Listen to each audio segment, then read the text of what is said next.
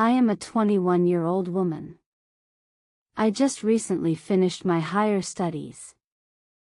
I was preparing hard for interviews, hoping to get into a good company, support myself, and help my family.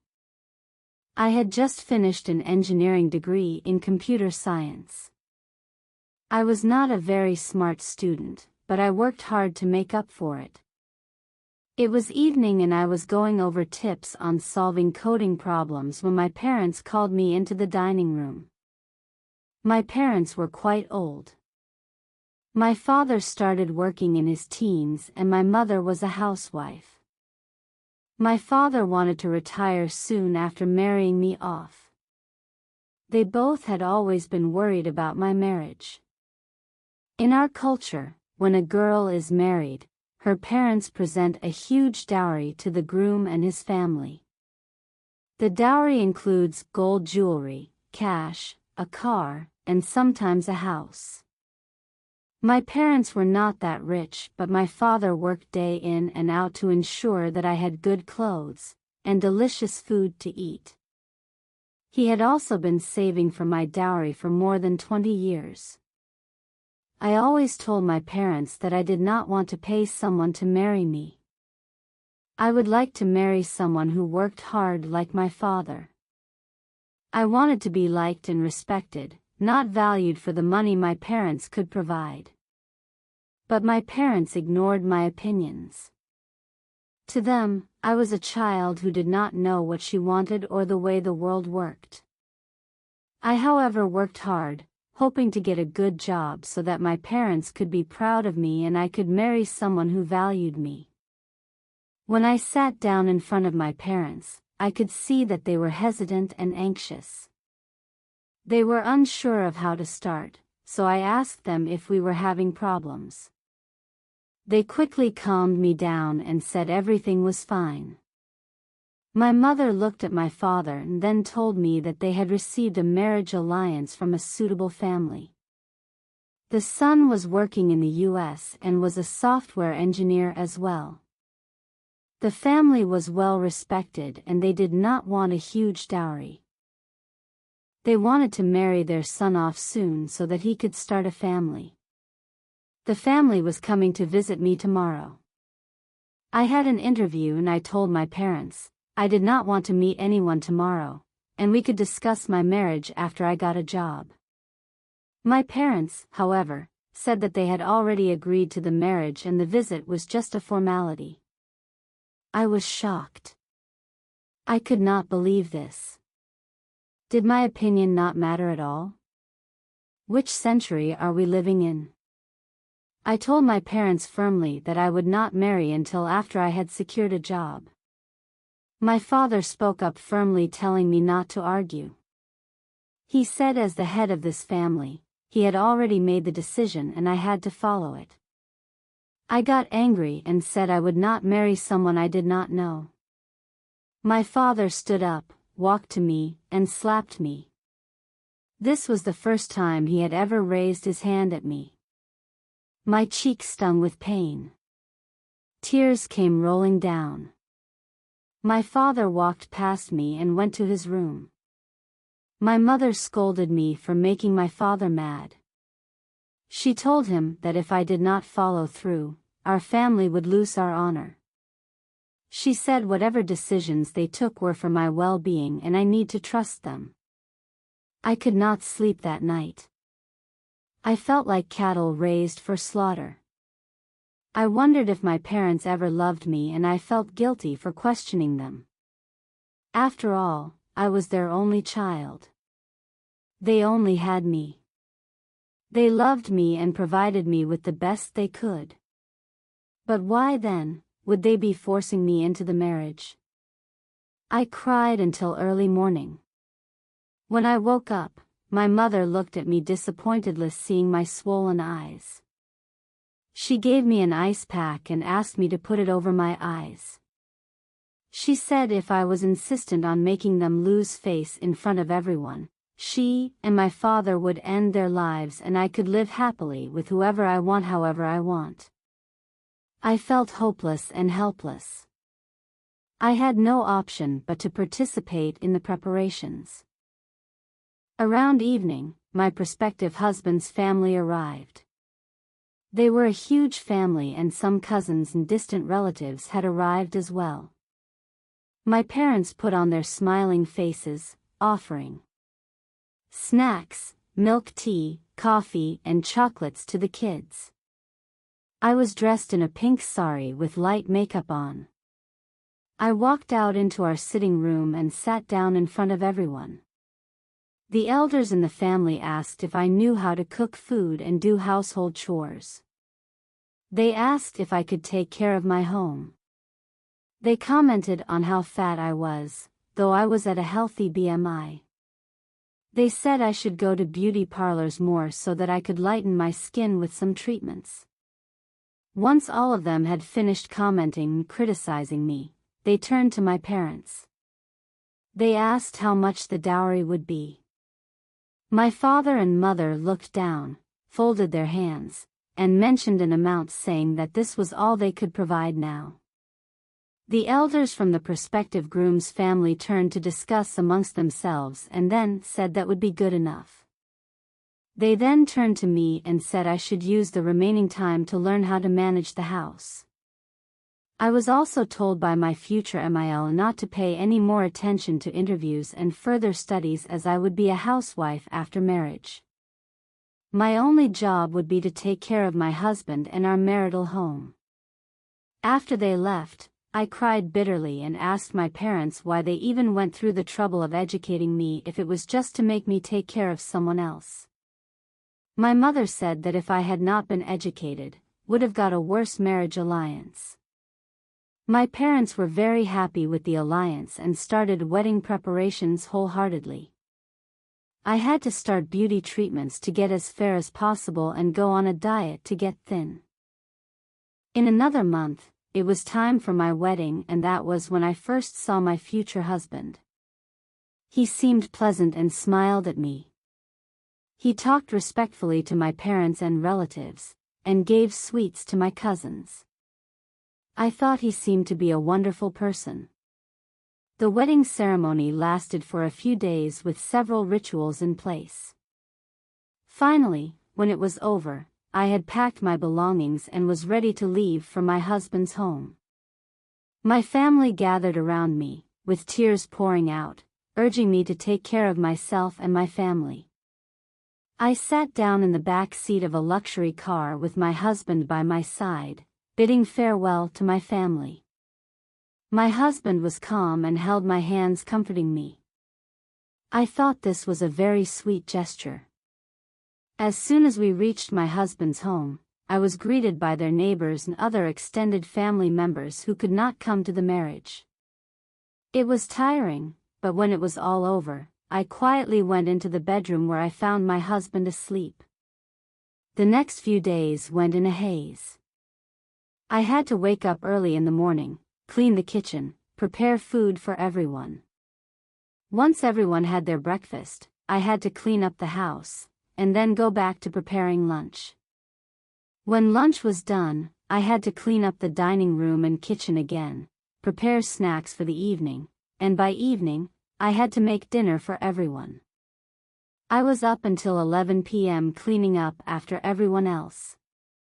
I was so tired, but whenever I went to our bedroom, I would always find my husband asleep. We rarely had time to talk and never spent a single moment with each other apart from sleeping on the same bed. I started feeling anxious. It seemed that something was wrong. Even though my husband was kind and sweet to me, he never was affectionate. We quickly got our marriage certificates done, and soon after my husband left for US for his job. I was stunned. I was left here at his home to take care of his family and his house. While he left to work, he comforted me before going that he would try coming back soon and we could spend more time together.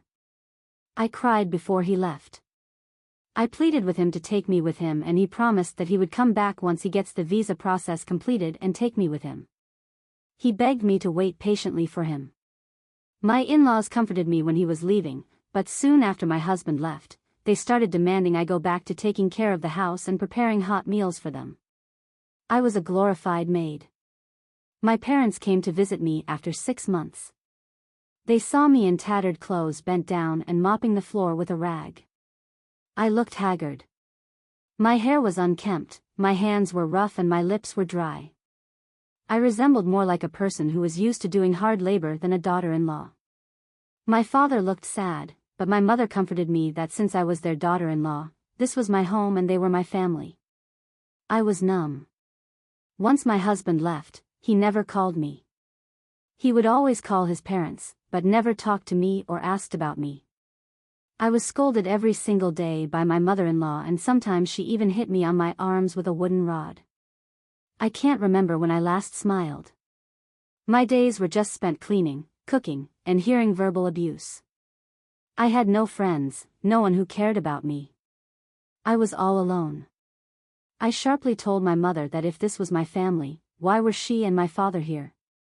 They should go back to their own family. My parents were shocked by my words and attitude. They asked how could I speak to them in such a tone. I told them I did not have the luxury of sitting and chatting with strangers kindly. I had a lot of work to do, and if I didn't finish my tasks in time, my mother-in-law would beat me. My father looked at me with tears filled in his eyes. He asked me, "Are you happy?" I replied, "What should I be happy about? That I was born to two people who did not care about me and looked at me only as a burden? That I was married off to be a maid? That I get beaten every day?" I cursed at my parents that I wished I had never been born to them. My mother-in-law heard the commotion and came out. Hearing me speak in a harsh tone, she took out her wooden rod and started beating me in front of them. My father tried to stop her, but my mother dragged him away. I took all the beatings without showing any emotion. After she beat me up until her hands started paining, she stopped and I went back to mopping the floor. That evening, I had had enough. I did not have any money, my certificates were all in my parents' home. I wanted to escape this home. I thought carefully. Our home was near a railway station and I knew that the general compartment was so crowded on weekends that no one from the railway department would dare come inside to check the ticket.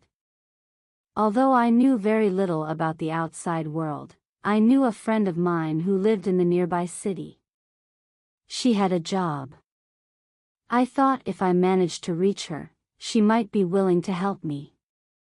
We were close growing up, and even though I had no contact with any one of my friends after marriage, I remember her telling me the name of the company she was working in and the city she was in. I had learned about several train schedules from conversations between my in-laws' family. I knew my friend was my only hope.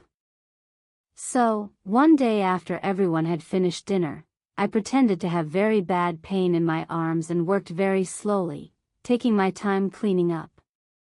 Everyone soon fell asleep and I slowly turned off all lights.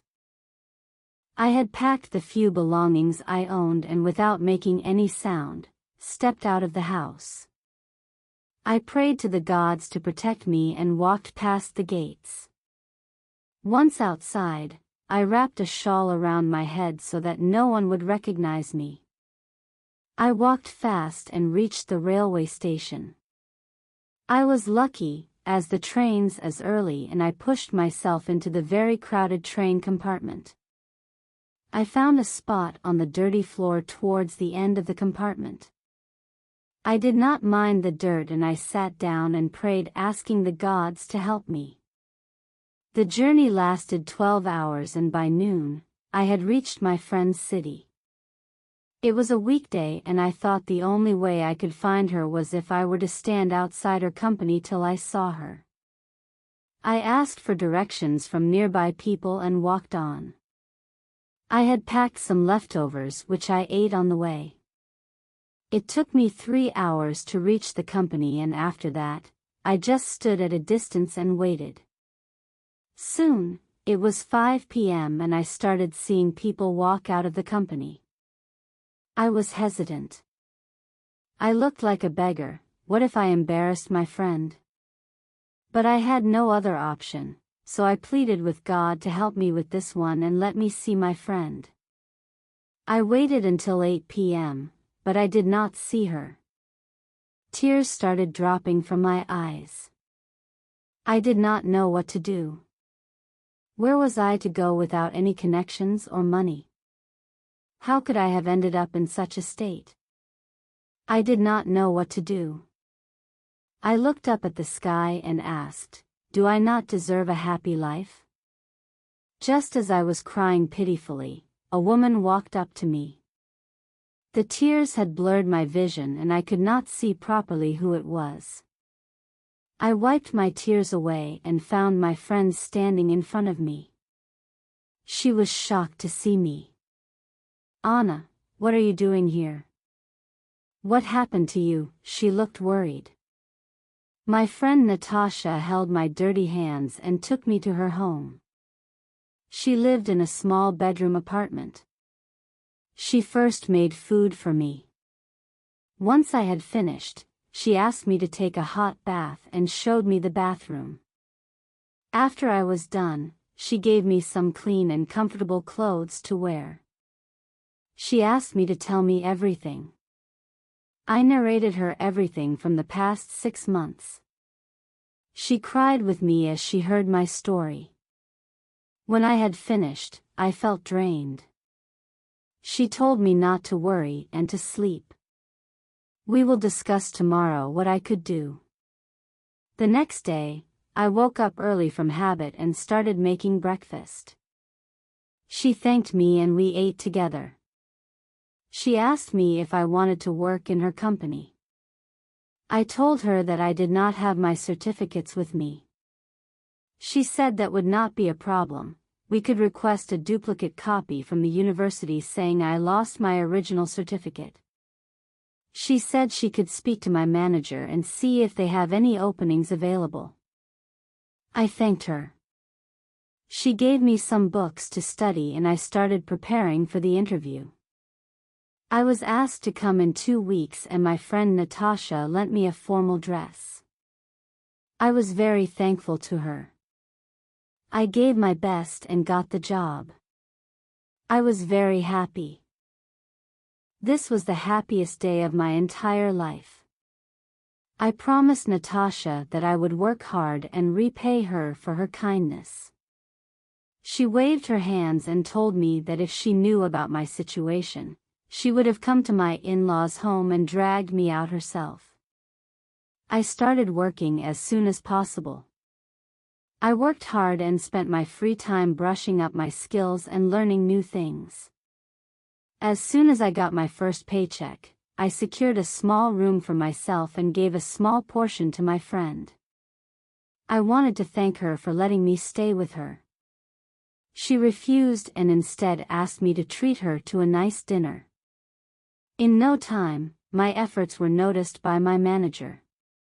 People around me started praising me for my dedicatedness. The bruises in my hands healed. I no longer looked tanned or haggard. I even gained a healthy weight. I was happy. Going to my company, interacting with people who looked at me with respect, making jokes, laughing, and eating lunch together, I loved this life. Sometimes, I would feel sad and depressed about all the events that happened in my past. But I always told myself that I would not let my past ruin my present or my future.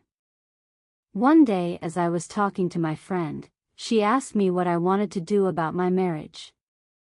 I had not thought about that at all. In fact, I did not even remember my husband's face.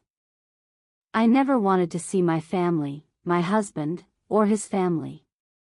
But Natasha said, "Stop behaving like an ostrich. Just because you ignore it does not mean you are not tied to them legally." I asked Natasha what I could do.